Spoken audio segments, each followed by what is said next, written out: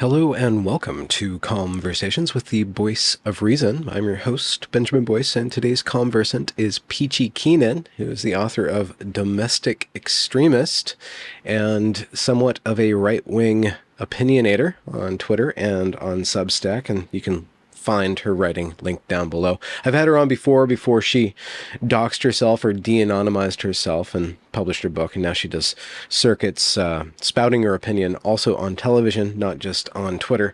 And in this conversation, we talk about her reception of the news of the attempted assassination of former President Donald Trump and what that means for the Republican Party and how to harness the energy of that very galvanizing event rather than allow that energy to devolve into our basest instincts. Find her to be calm, rational, and yet still spicy. And again, you can find links to her work down there in the description. If you enjoy this content, consider liking, subscribing, perhaps even donating via the links below. Without further ado, here is Peachy Keenan. So, where were you on Saturday? Around, what? I was at James Poulos' fiance's bridal shower. Okay. I don't know any of those people. James is he's the editor of American Mind. He's a friend of ours. He has a show on The Blaze, and we're friends with him and his fiance. And he was driving home from the bachelor party where my husband was, and he called her, and we were at the party, and she said, guys, and she gathered us all in the living room at the bachelor part at her bridal shower and announced what had happened. And we were all just like, you know. How did you take it? Oh, I was on my phone. On the phone, on my porch, yeah. Okay, yeah. I mean, everyone was freaking out. I was freaking out. Yeah. I mean, and then when you got more details, what was your reaction to the footage? Yeah, I watched it. Someone had it on their phone. I mean, I'm just in total shock and horror. Horror. Yeah. Just total shock and horror, and just this overwhelming gratitude, like that he didn't die. I mean, I don't know how you feel, but I love the guy. I've always loved the guy. I don't know. I just had this affinity for him, and he's always tickled me. And oh man, I just really feel like we all dodged a bullet. Yeah. He that moment where he tells them to wait. Yeah. Either because he's the world's premier showman, or because he really did feel the need to connect to his crowd. Yeah. We can speculate, but that moment, watching that over and over again, is just a stunning moment to me. It just gives me chills every time. Me too. I think it's the most powerful piece of news footage that I think I've ever seen. And honestly, I don't think he was operating under anything other than just pure instinct and adrenaline. Yeah. But I read something that was very interesting that he was reacting to the crowd. He's connected to his fans, super connected to them. And they didn't run. I've never seen a crowd not disperse at the first sign of gunshot. People run, right? Yeah. They were there looking oh my gosh, is he dead? And he needed, I think, to tell them, to show them, I'm alive. Yeah. It's going to be okay. And so I think it was for them. Yeah.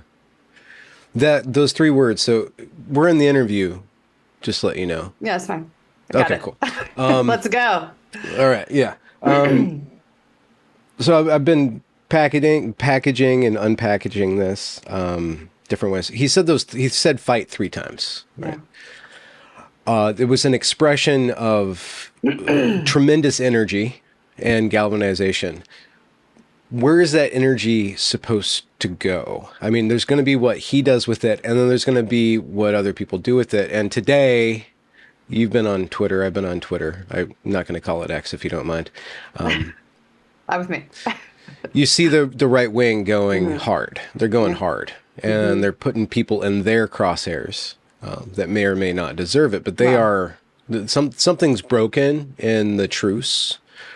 Some people say it's the pendulum is swinging. What do you think? What is the proper way to do to channel that energy? And what's just going to happen regardless of what we want? Yeah, it does feel like a huge amount of pent-up kinetic energy has been released. I mean, just for the fight thing, I really interpreted that as him saying, if he didn't, I don't know if he knew if he was dead or not, or if he didn't know, he didn't like know immediately in that moment, I'm not going to die. I don't know what he was thinking. I think he was saying, even if I'm dead, even if I do die, whatever happens, don't give up and fight for your country and fight for this election and do not let the left win. I mean, that is obviously how I interpreted it.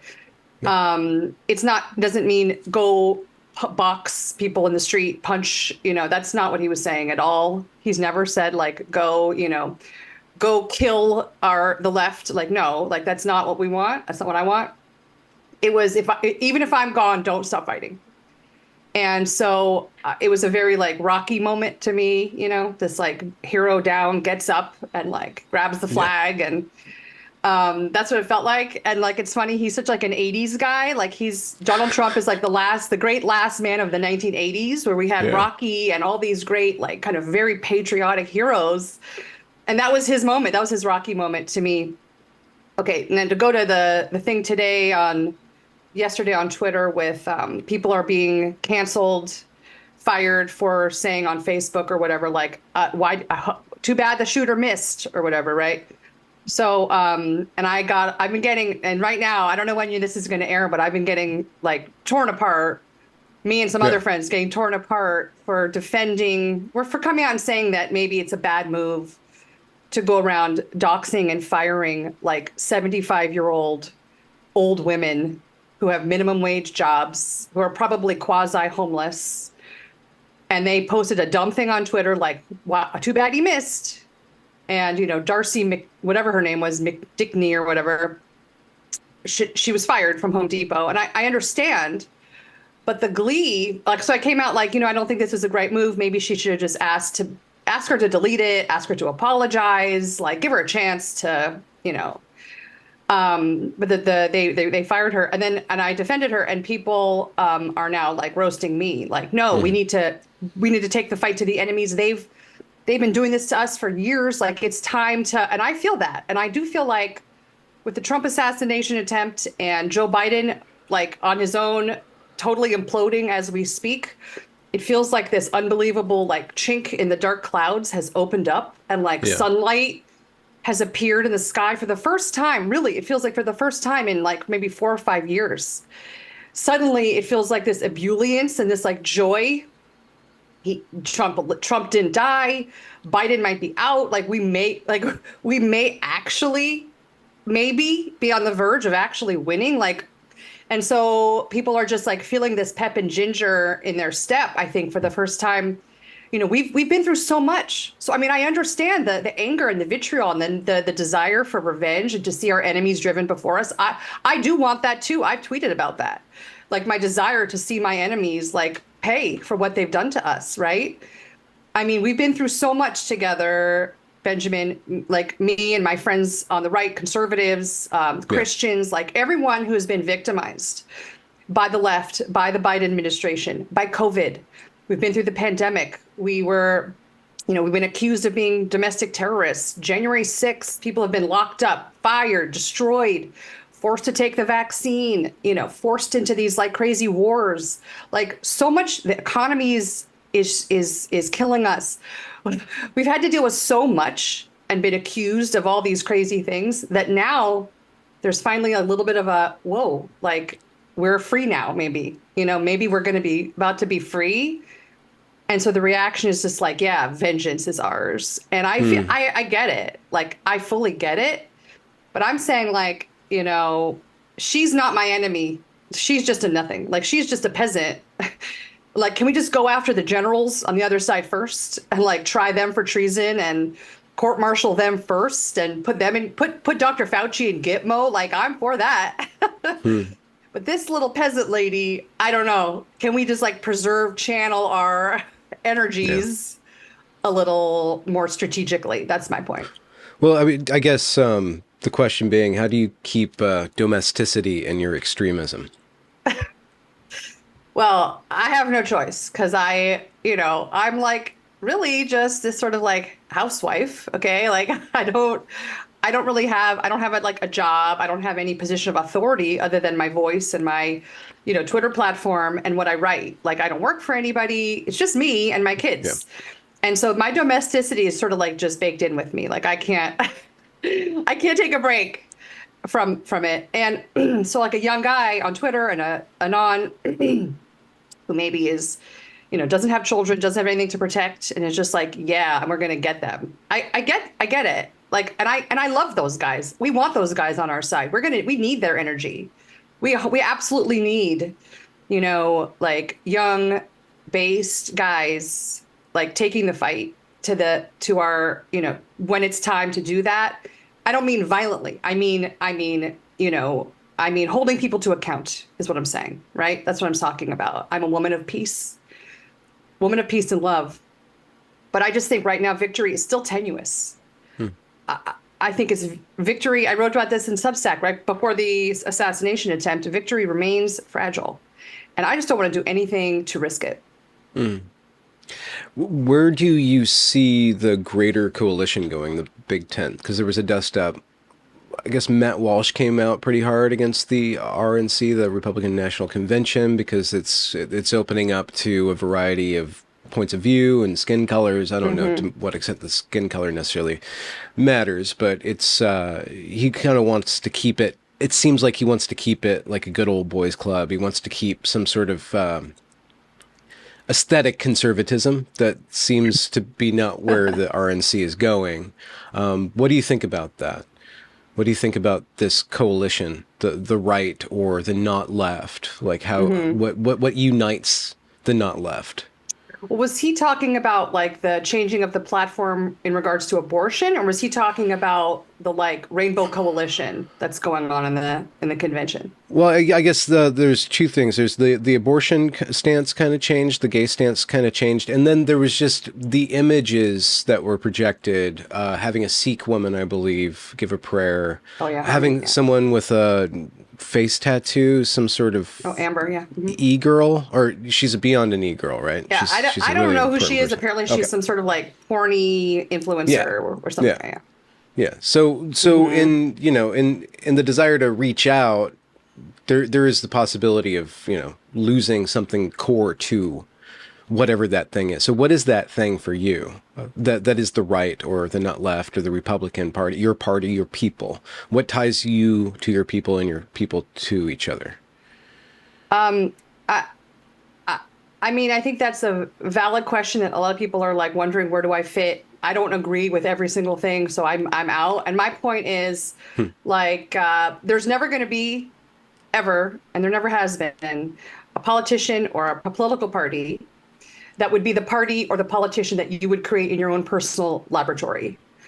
The perfect guy, candidate, platform that you 100% are on board with every single thing.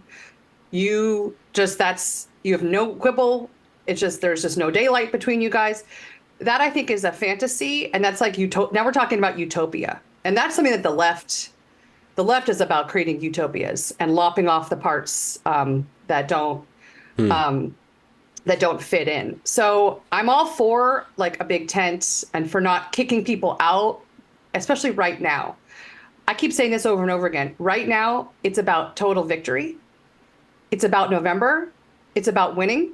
And that's kind of it. Like, that's it.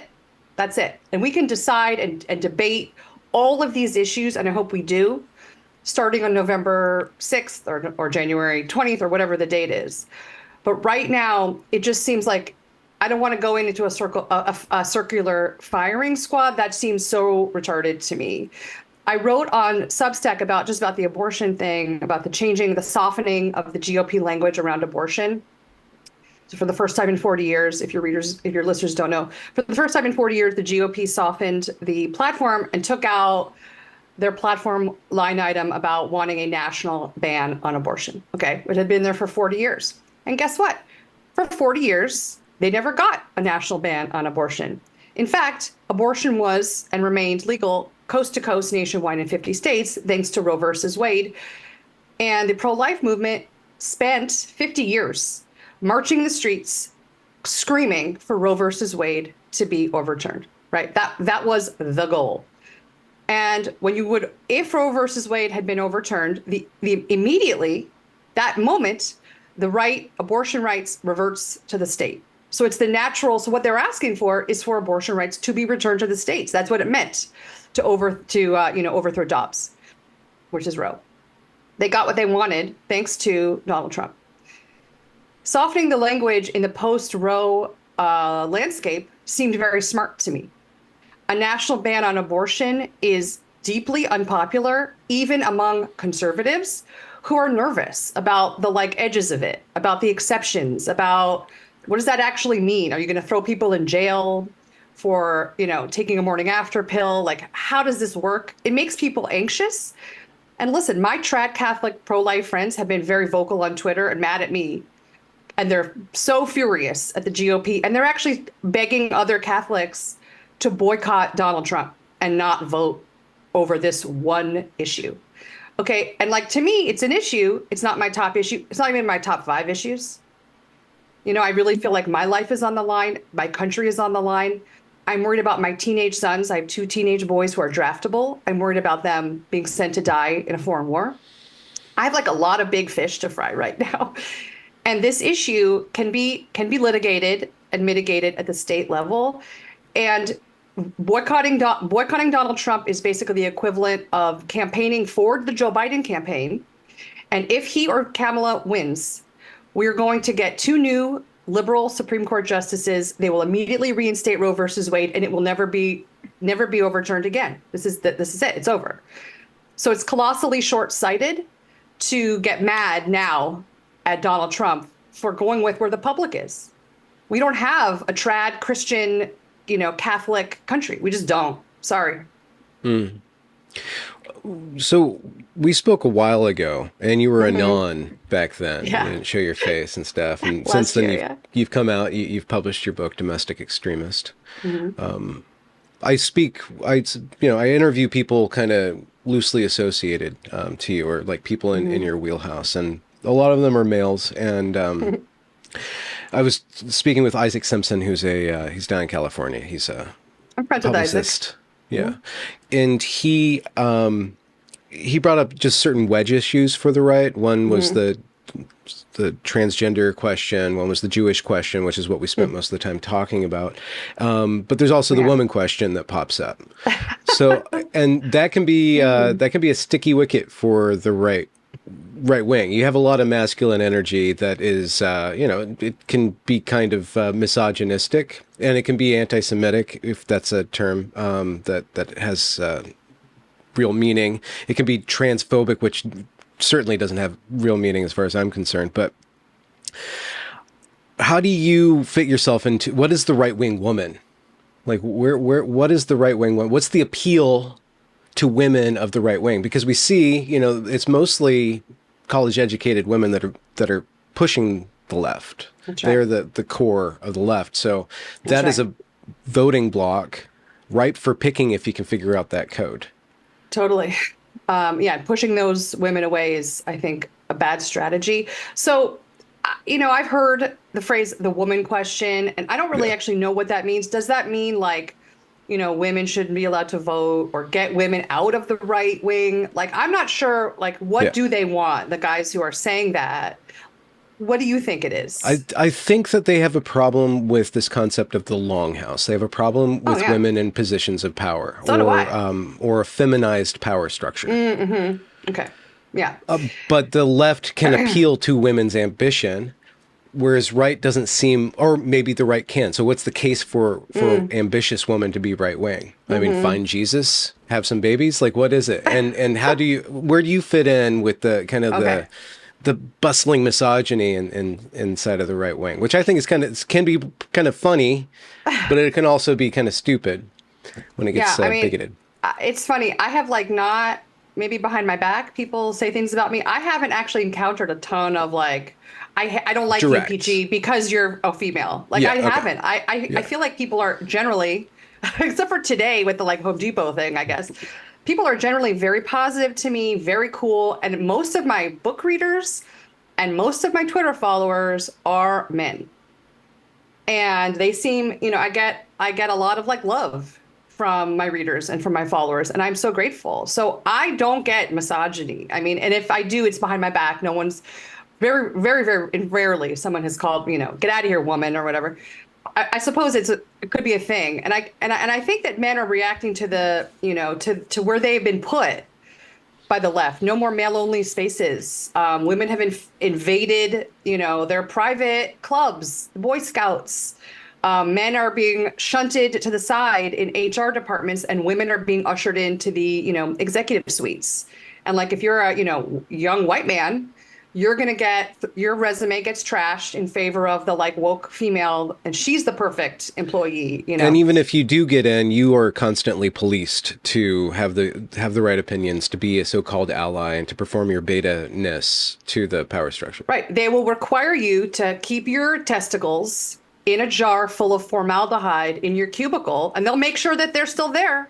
You're not allowed to take your testicles home, Jerry. You got to leave them here at the office. They've neutered and castrated men mentally, spiritually, and psychologically to the degree that men are understandably pissed. Okay, I get it.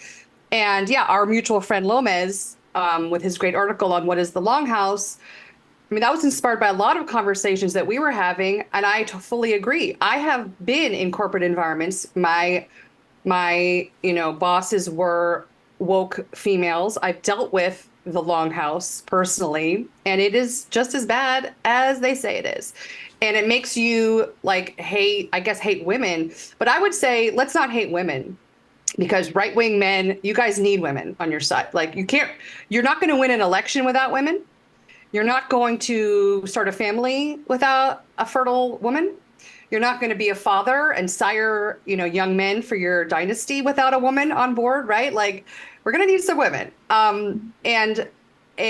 So I just think, I wrote my whole book about this, about ambition, and how people have asked me, are you saying women can't work? Like, are you saying they need to get married at age 21 and have 10 babies and be chained to not allowed to work? And I'm like, hello. I used to work in corporate America, but for the last, my goodness, 10 years now, I work for myself. I write for myself. I have ambition. I have goals. I try to make a little bit of money here and there. I do things that don't involve diapering children all the time. And that's what part of my book is about, like explaining the rationale, which is that for the left-wing woman, for the liberal woman, career is all. Career is identity. Your self-actualization is who you are and what you need. All your time is about you, and doing, like, working on yourself and doing the work and ascending whatever the ladder is in your head. And husbands and family and children are ballast. They're an anchor, and you don't need that, right? That's optional. Like, if you want, like, one day, just, freeze your eggs. Your company will now pay you to freeze your eggs, and you don't have to worry about that. So you can just keep working, keep your career, because that is how we define your self-worth in modern American society. A woman, what do you do for a living, right? And if you're not working, you feel great shame.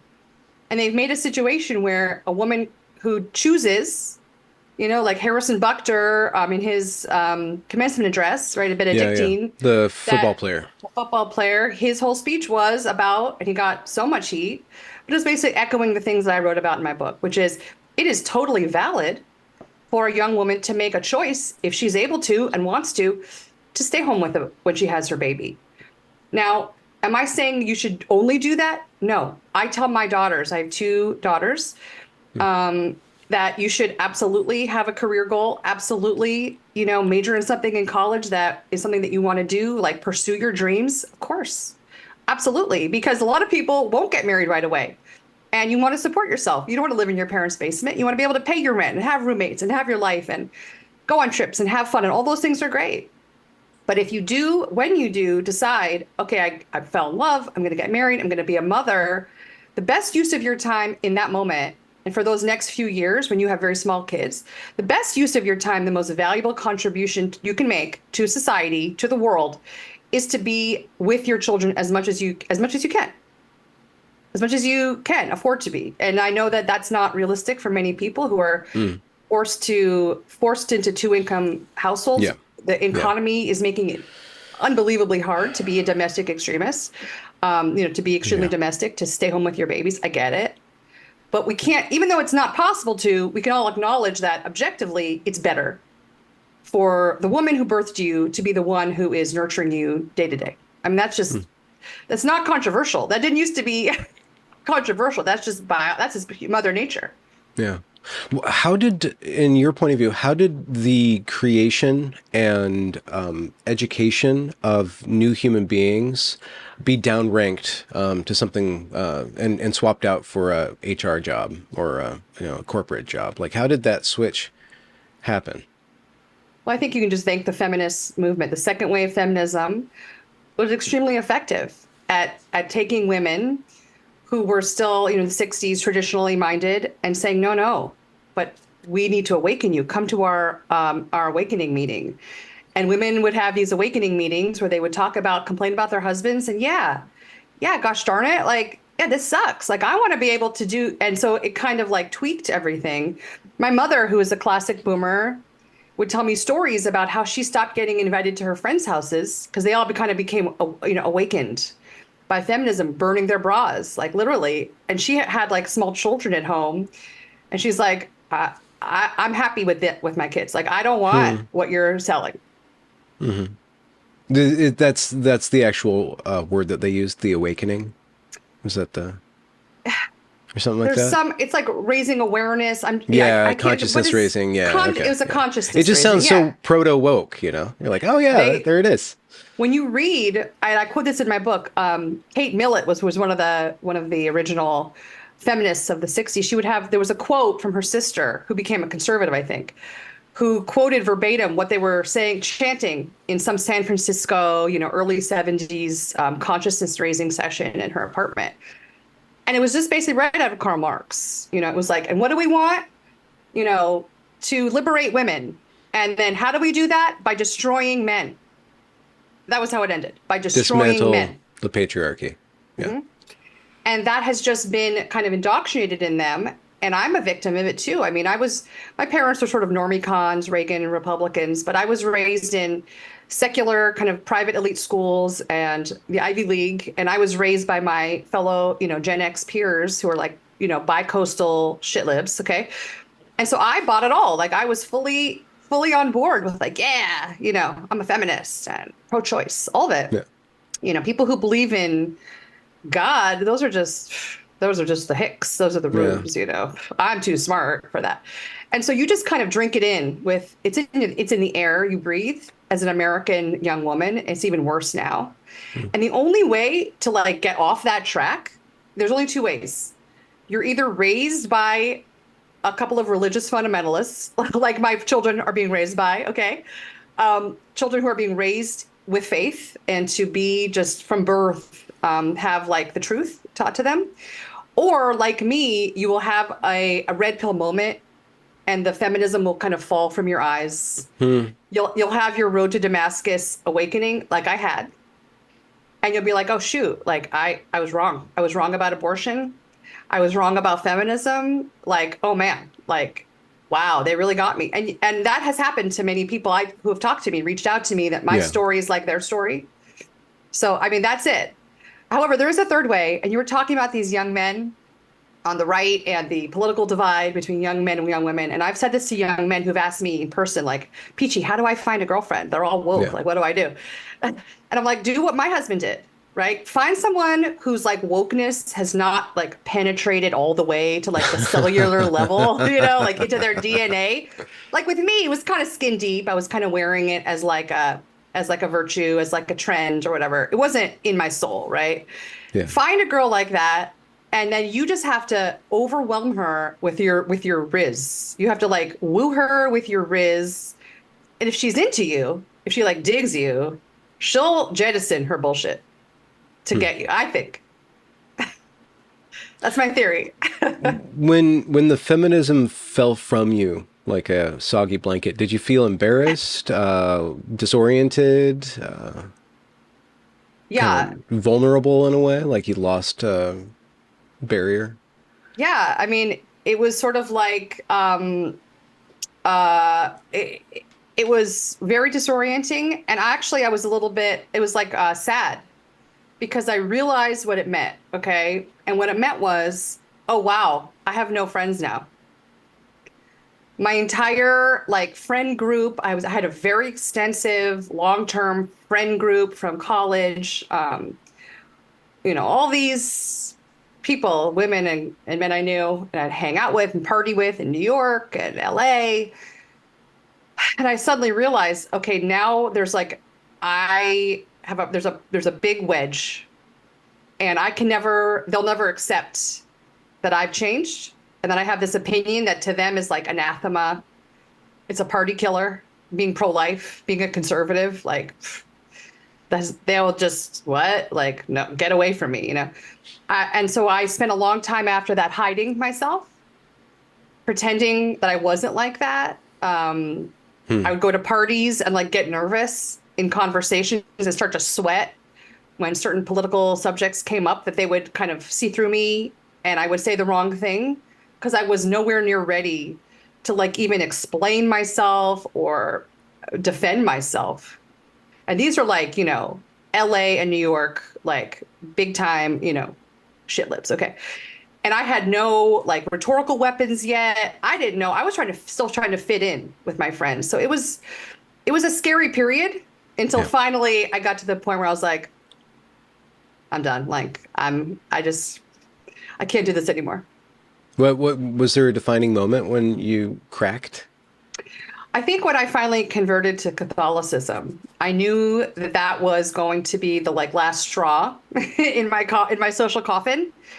But I really started to feel it, I think, right before that when I was having my fourth child. I have five kids, and I had my fourth baby. And when you have in LA, like even three is like, whoa, you have three. Wow. How do you do three kids? Like two is the legal limit, right? In LA. It's illegal. You get fined. Gavin Newsom will come to your house with a ticket if you have a third. He'll come to the delivery room and like cite you for your third child. Bad for the environment. And sell your youngest daughter to the Weinsteins or something Yeah, like but that. once you have four kids, it is like tattooing, MAGA on your neck. You're done. It's over for you. And then we went through the process of converting, and then I found all these like trad Catholics, these like the secret enclave of like the trads, Yeah. and they had way more kids than me, and they were cool and fun, and we had a great time with them, and I was like, they could make a great martini. Like these people are having a good time. I can have a new life, and I was sort of reborn, literally, as a trad.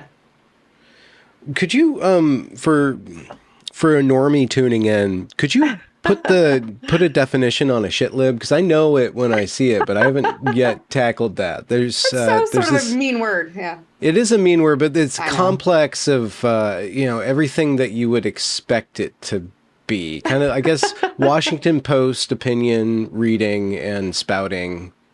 Right. People. Yeah, it's a liberal, but it's like the NPR listening, the New Yorker worshiping liberal who, thinks their opinions are the only ones that matter. And anyone who doesn't agree with them, kill yourself, delete your account. They're just very arrogant about it. And they have, they're true believers. Okay. Let me put it that way. They're true believers to their soul. Well, that's one adaptive property of the woke stuff is that it facilitates your status seeking, right? It plugs you into power, but it insulates itself with arrogance. It causes people to have arrogance. It seems like to me, where they look down on other people. Is it possible for tradcasts to scale up that way? Is it possible, or do you see that like there can be a right-wing elite that doesn't succumb to kind of arrogant principles or like a stuffy smugness? Right. Yeah. I mean, I'm working on it, Benjamin. I'm working on it. Yeah. I think that instead of arrogance, what I try to project is confidence. Okay. Like arrogance is, I don't know, that is like, I'm great and you suck. Confidence is just, I believe in myself. I don't care what you say about me. I'm going to go forward. And I think it's much more positive and much more attractive than arrogance, which I'm happy for them to kind of own that brand. Yeah. Okay. What about the the image that the shit libs have in their head of the trads being wanting to create a what's that Margaret Atwood image that they keep on Oh, The Handmaidens Tale. Handmaid's Tale. They Yeah, keep on yeah. flogging themselves with this kind of sadistic, masochistic Right. fantasy. It's like it's on their shelf right next to 50 Shades of Grey, kind No, of thing. I call it 50 Shades of Red Yeah. because it's like The Handmaid's Tale is like the ultimate liberal feminist woman's rape fantasy. To be dominated by this like hyper masculine man against your will. And the women who spout these, who wear the handmaid dresses, I mean, I'm sorry, they're actually not women who inspire. You just look at them. These are not women who are inspiring desire in young, handsome, Hmm. masculine men. Okay, they're Hmm. not. They're feminist activists, and I think there's a very deep Freudian analysis you can do on them. Like, why do they hate men? Maybe because men have never shown interest in them. Yeah. They've never experienced like being desired or being attractive to a man, or they've had their heart broken many times, so they've turned to feminism as their crutch, man hating as their crutch, lesbianism. I mean, I don't know. Like there's a very deep deep well you can go down. Yeah, they think we're handmaidens, but I mean, like I said, my friends who have, more than 5 children, the women I know are like the coolest women I know. And they're not chained to their kitchens. They're not, doing what their husbands tell them to do. These women are like so active, so engaged, so smart, well educated. These are not Hmm. flyover like hick stereotype of these women. And I've met them at various events, Catholic women events. They're super passionate and engaged and really smart. And they've just kind of seen the light and seen the truth. And that is the only difference. Like they walk around, I joke around like these trad wives, you would never know because they're just walking around like regular people, except they drive those big Econoline vans like full of babies, right? But Yeah. they look normal. They look Yeah. normal. They're not in red. Yeah. Well, what's the quality? You say they see the light. Do they read their Yarvin? Just looking at your bookshelf now. Um, what's that Oh, quality? yeah, no, I mean, I try to kind of like, you guys should read this, like, but they're busy. Like they're too busy to be like me, like a Twitter addict, like writing. Yeah. My kids are a little older, okay, so I have a little time on my hands. Yeah. But I think just, these are Catholics, so it all starts and ends there. And their faith, some of them are converts, some of them are cradle Catholics, but their faith really guides everything for them, and it all comes from that. And I think it seems to kind of make everything else fall into place in like a very Hmm. peaceful way. Hmm. And it resolves, I aspire to be like them, like it seems to resolve a lot of issues that other people grapple with. To them, it's just like, well, I have this belief system in place for myself, and it is very comforting and reassuring, and I don't have to sweat all this stuff. So Hmm. they're not like on Twitter like all day. Yeah. How does the faith help you organize, bring harmony, inner peace to you? How does it resolve some of the issues for you? You Worldly know, issues. I mean, it's like very personal, and intimate to talk about, but like in moments of deep stress and trauma, which I've experienced, everyone's experienced, I will say I have found like incredible comfort. I love to, in those kind of moments, pray to Saint Joseph, Jesus' stepfather, to carry me through. And for me, it has worked. And there's just, believing in something instead of nothing, which is how I was raised, has Hmm. been like, I'm almost like still processing. I converted 10 years ago, this past Easter. Okay. But I had been like kind of, on board with it for a lot longer than that from before that. And just witnessing the power and seeing women and people who have been suffering I've had friends whose husbands passed away, children died without their faith and Catholicism. None of us would have like survived those moments. My friend just lost a baby the day before the child's due date. Hmm. There was a true knot in the umbilical cord of the baby, which is apparently undetectable in an ultrasound that she had just had. And it just, what it does is when the baby is small, it like bounces around and ties itself into a knot. And then as it gets bigger, it tightens and just blood and oxygen stop. And so it was the day before her due date, and she found out that her child had died. And so then we just went through this whole process with her. And honestly, like without, I don't know how in those moments if you don't have faith, you're not going to make it. Yeah, that's terribly tragic. I don't know why. Babies are just so important to me. It's an odd quirk, my Good for you. genetics or something. They're important they should be important to everyone. They're great. Yeah. I love babies. So So sad, yeah. if victory is the only thing that matters right now, what's the path to victory for you and your clan? And what does that look like for people who disagree with you? Okay, so for me, right now, What's Peachy's Project 2025? I do think that what happened on Saturday has changed everything. And it has changed the trajectory of the campaign, the election, the country, the world. And I think that Donald Trump, sort of switching his theme, his message for this week's, when he's going to do his big speech at the convention and make it about unity, I think is like a dramatic shift and almost like a revolution. But I feel like it feels appropriate. It feels right. I think that he and all of us who love the guy, who supported him, I've been a supporter of his since 2015. He like kind of touched the veil for a minute. Do you know what I mean? He like kind of came right back to like I mean, a crazy thing happened to him where he kind of saw death. Passed over. Yeah, he's now Donald the White, like Gandalf the White. Like that's what he's like become this new thing. He fought the Biden Rog or something. That's right. Yeah, I was joking. He fought the Balrog. He fought the Biden Rog. Very good. The Joe Rog. And so I think we're in a new world, and it's been a vibe shift. And now you're seeing all the big Silicon Valley billionaires have now all pledged their like fortunes to Donald Trump. Mark Andreessen, Ben Horowitz. Why? Why are they doing this? Elon Musk.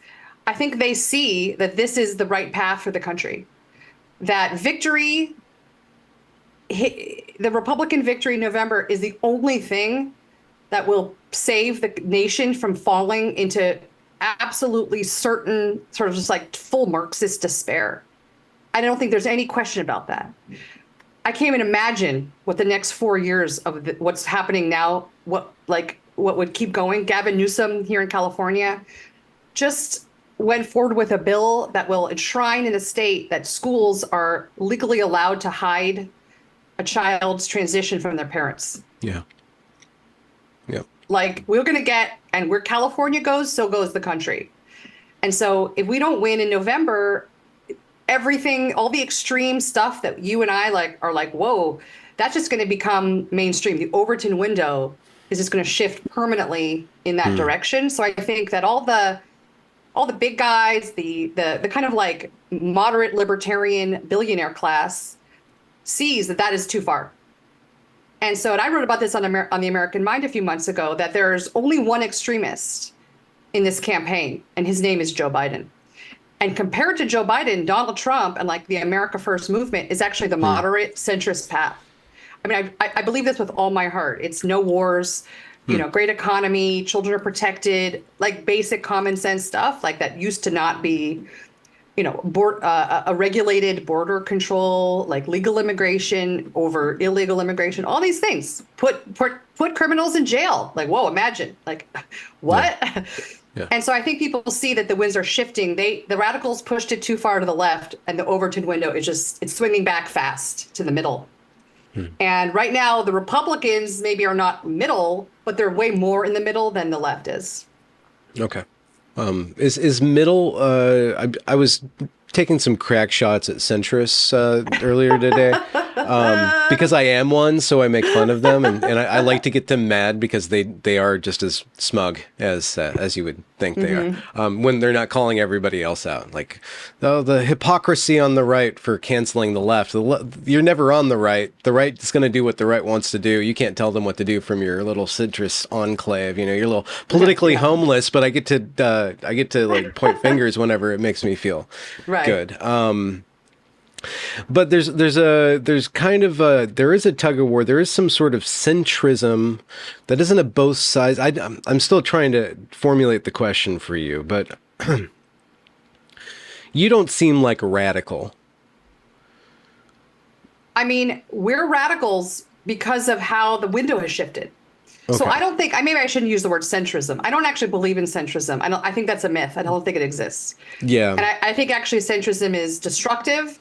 And centrism to me is like there's two lifeboats, and if you're a centrist, you're the one in the middle drowning. Okay. Yeah. Choose one boat to go in and go somewhere, because centrism is going to sink. But what I would say is that, well, we're in the right wing lifeboat, but the lifeboat is kind of pointed more towards the middle island than the like extreme right wing island. That's to use a weird analogy. In other words, that the big middle is now trending more towards the right, or the right has kind of assumed a lot of the kind of moderate middle, mushy middle people, so that the left now is really just the extremists, just the fanatics, whatever that 30 to 40% is of people who are like totally would never consider, voting for any kind of Republican, anything. But the other 60%, maybe is heading towards us, like towards the kind of like middle right or to the right. And like you said, the big tent, it does include, maybe like the far right, which is like, I don't know, people who want to deport every single illegal immigrant. And I would say I'm okay with that probably. Okay. So I don't know what that makes me, but who also are like, okay with people who maybe just, don't want to do that. That seems kind of harsh, but they also want to control immigration and like at least reduce illegal immigration. Like at least 20 million, like a million a year seems a little like, I don't know, not that good. Like we have criminal rape gangs like roaming around. Like that's not cool. Like, so I think that we now can own all of those messages, and there's never going to be one, like we're all in one lane. We're many lanes, but the left now has only one lane, and that one lane is extremism. Is Biden a cipher for that? Or do you think Biden's actually, one, cognizant of what he is and cognizant enough? It's like kind of like an age of consent thing. It doesn't seem like he's within the age of consent of having like a farsight and the power to implement an extremist plan. What do you mean that he's an extremist? And who is that he is? Who is he? Well, in terms of what his personal beliefs are, I don't know, actually. I know that in like the 80s and 90s, he was like way more moderate, way more conservative. He would rail about criminals and want to put them in, put more criminals in jail. And he's always seemed to me, he's not a very bright guy. And he's an opportunist. And he would just kind of go wherever the winds, sorry, hold on one second. He would go wherever the winds would take him. And so I don't know how deeply held any of his beliefs are, but he has spent the last, I think since Barack Obama, he was, his vice president, he's been fully on board. Like this is where his bread is buttered. So he's not going to actually ever deviate. I don't even know if it's worth wondering, does he really believe all this, or it's just his grift? I don't know. Like it doesn't matter even. And now, he's just on this one track, and I think in a lot of ways he is a cipher. I think he's basically been the puppet for the Obama shadow administration for this entire 4 years. I mean, there's actually no doubt about that behind the scenes, the players are, Barack Obama, Ron Klain, Susan Rice, his sort of like the little brain trust, Valerie Jarrett, they're all, David Plouffe maybe even is secretly in there. The small cabal, really, who's like driving, how we win, what do we do, what do we want to push for next, which coalition. Joe Biden's just not smart enough to do all that on his own. And he's getting completely railroaded and pushed around by like the military industrial complex, sending our entire treasure and every weapon to Ukraine, which is the most corrupt nation on earth. And we're creating like the biggest class of billionaires in the world in Kiev with our money that's supposed to go towards, winning the war. We're just, they're like, they're just stacking American $100 bills. Okay. So I don't know like who he is. He does seem like a pretend politician, and he's always been a pretend politician. How far do you want it to go? If, say, Trump wins, J.D. Vance is his right-hand guy. J.D. Vance is connected to some of the spicier personalities in the dissident right, or like he follows me. He's followed me for a long time. Yeah. There you go. Spicy as you are, you got a little hot sauce in your pocket, just That's like right. your mad dog Hillary. Yeah. Do you see it's possible for Trump to actually affect the United States government? Do you think that it's possible for him to tackle the deep state? Yes. Yeah. Yes. This time, yes, absolutely. And do you think he will? Do you think he has any? Do you think he's going to do it? I do. Because he got in. It didn't seem like he was very effective the first time. Seemed like he didn't even know what he was doing. People say that, and I'm not making any excuses. But I want to like roll back the clock to January 2017, where they had FBI guys going into Michael Flynn's office to entrap him. And they almost brought Trump down like right away with the whole Russiagate, that whole thing. And it was a very kind of scary time. And no one knew like what Russia, like what they're saying all this crazy stuff and all of these impeachments and everything. And I think that they were fully blindsided by how the deep state was fighting back. Like, Operation, what was it called? What was the FBI's Operation Hurricane? I can't remember. They had this full operation in place, the FBI, Barack Obama, his administration, to sabotage and stop Donald Trump from doing penetrating the deep state at all. And he fired James Comey, and they were like, gloves off, you're going down, right? So now that's all already been done. So now he will know, like we all know, like that's going to happen again. So if he manages to get in, and I think it's still tenuous, okay, I think there's probably going to be another assassination attempt. I think that's likely. If he does get in, it's going to be the number one thing they do, because nothing else can happen when the entire unelected bureaucracy of the United States, and we're talking about since the 60s, has been this huge blob that is running everything and interfering in foreign elections over and over again and kind of engineering the world to their whims. And it really does feel like we're like in the hands of some invisible, like, I don't know, forces that the president has never really been able to change that. Can he do it? I think they maybe can't totally drain it and bleach it and salt the earth, but they can do huge things, I think. And it's going to be a process. It's not going to happen overnight. They've had 60 years to build this in. Yep. But it's absolutely going to start. And I'm very optimistic that if we somehow thread this needle and get a little lucky and and Donald Trump wins, we'll have 12 years of a great golden age. 12. And because JD will serve 8. Wait, so Gen X is just, we're never going to get there. Gen X is just, we're out. We're not a part of they're just going to skip us entirely. Is that what's happening? Not at all. Oh, you mean like being a president? That's fine. We're the guys behind the guys. Okay. Just like always. Right. Just like always. Okay. Just and like I'm always. fine Okay. with that. Yeah. We're smoking in the corner. I do not want yeah, exactly. And that's where we belong. And that's where our talents lie. Okay? That's where our talents lie. We're the guys behind the guys. And that's actually much more powerful. Much more powerful. Yeah. And what I'm looking at is 12 years of a golden age. And in those 12 years, my teenage sons will pass through draftable age. And by the time that's over, my sons will no longer be draftable. And I have to tell you, that is the thing that keeps me up at night. Yeah.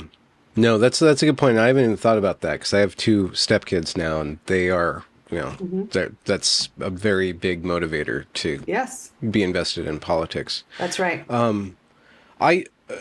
as I watched and digested the news from Saturday, the attempted assassination, I'm starting to get more and more angry. Like I'm starting to like feel like this really deep kind of anger, and it comes out more and more. There's rampant incompetence for the people whose job it was to keep that from happening, and there's huge holes. You know, the slippery slope of those roofs just doesn't quite add up. So I do understand people. Again, when Trump goes fight, fight, fight, there's a righteousness in there, but also you got to be really one of the needles to thread is to keep that energy from going sour, to keep the rage righteous and not this other dark thing that I can feel. And so I can see as it comes out, and there probably won't be any accountability. I don't know. Maybe I'll be shocked. There will be actual accountability. Maybe we will actually see, maybe they won't have actually hosed down the entire roof like we've seen the FBI has done. Right. But I'm looking for words of wisdom and hope to how to, because I see the rage that I feel mirrored in people online, mirrored in today with the firing of the Home Depot woman, and a lot of Anon guys going, I was run out of town for this. I lost all my friends, all my family for this attitude. The gloves are off. I'm not gonna not give what I got, And I see some of it like, let's not play with fire. But I understand the fire. Like, how do we direct that? How do we keep our noses clean and our, our posture straight? Yeah, that's why it's a perilous moment. This can all go sour and go sideways if one, Trump supporter decides it's time to take some vengeance, okay, and like in a violent way. And like I pray to God that does not happen. Like we do not need that. We have to hold the moral high ground. It's our greatest gift right now. Is the moral high ground. In terms of the anger, yes, I feel it too. I feel rage.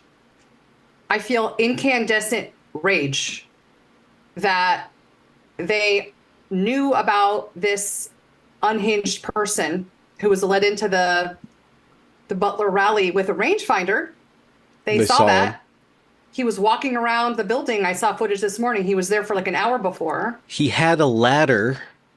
And the security was in the building that he climbed up on. How did he get a ladder in through the... Okay. With a metal roof, too. And, okay, here's my question. Multiple cops were suspicious of a guy enough that they were taking pictures of him. They were seeing him. They spotted him. Why was Trump allowed to go on the stage and stay on the stage? I thought, like in the movies, like I've seen a lot of movies, Taxi Driver, In the Line of Fire, about presidential, the minute there's like a potential suspicious, don't they like get the principal out of there? I thought like, even if there's a potential, you hide the guy, take him off. And then when it's all clear, okay, now we can, like that to me, I have very big questions. How did no one say, get Trump off the stage? Or he only had been speaking, 6 or 7 minutes. The guy had been wandering around for. How was he allowed on the stage when there was even a hint of danger? He's a former president. I just, maybe it's like on 9/11, we were under this myth that our intelligence was going to protect us, going to take care of us, right? I grew up with this myth. We're bulletproof. Nobody can get us, right? Or we have a military, we have airplanes, we have all this stuff. And 19 guys with box cutters, like shut down the country, right? Killed, like brought these, they got through, and they knew about it. Did they know about it? Maybe they knew about it. And over again, these operational failures, these intelligence failures, over and over and over again. And we saw this just at a local level with the Parkman High School shooting. We saw this at Uvalde, where the SWAT team surrounded the Uvalde Elementary School and didn't allow any parents in or other cops in until the shooter had successfully killed all the kids. And I actually wrote about this in my book. There was a mother who was trying to get into the Uvalde school, the shooting in Uvalde, Texas. She was a, Mexican American woman, and she had two little boys in the school, and they wouldn't let her in. And these parents were screaming, "Let us in, let us in." If the cops weren't going to take care of it, the parents were willing to do what had to be done, risk their own lives. Any parent would be like, "I'll go in. I don't care. I'll take a bullet. Let me into the frickin' school." Yeah. She scaled a fence and ran into the school. She got into this school. She was the only adult in the school. There was no cops. It was her and the shooter. And she could hear him in the school shooting children. And she found her son's classroom, and she somehow got her two little boys, and she ran out of the school with her two little boys, and they arrested her. The police arrested her. And so we're in a situation where we're kind of like, you're on your own, right? And so I've been feeling that for a while. Like, they've defunded the police. If someone breaks into my house with a gun, it's up to me. Mm-hmm. But I assumed that at least the president would be protected. Like, at least all these SWAT guys and snipers, no one can get to Trump. But they did. And that is stunning and shocking and should horrify every single person. And, I shouldn't use the phrase, like, I want heads to roll. I probably shouldn't say that, but I want people to be fired and held accountable. What exactly did happen that day? Am I allowed to go down a conspiracy theory? It just feels like way too obvious of a miss. What happened? Yeah. I'd love to know.